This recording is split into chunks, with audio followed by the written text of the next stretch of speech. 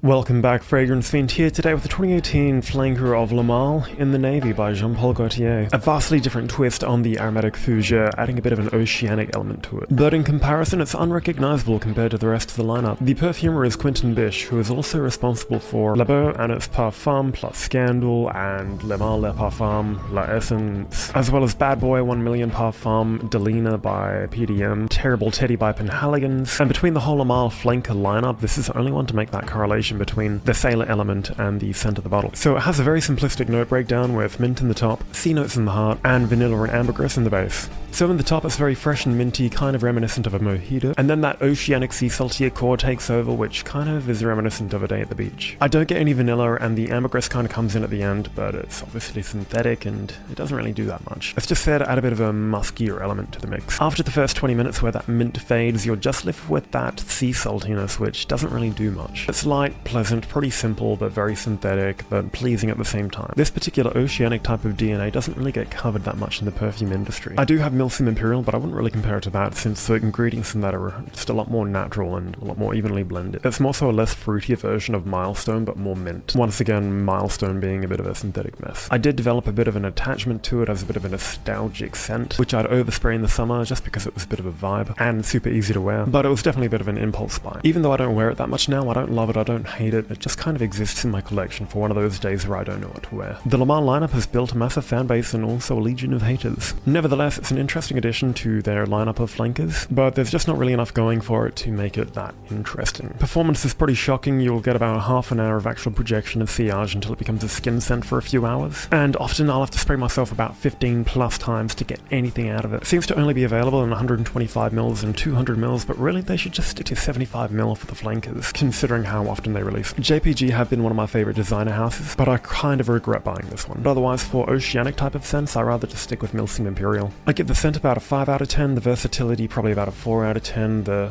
projection and longevity a 3 out of 10, and the quality and complexity probably about a 3 out of 10 as well. So overall, I give it probably about a 4 out of 10. That's all I have to say about In the Navy. See you next time.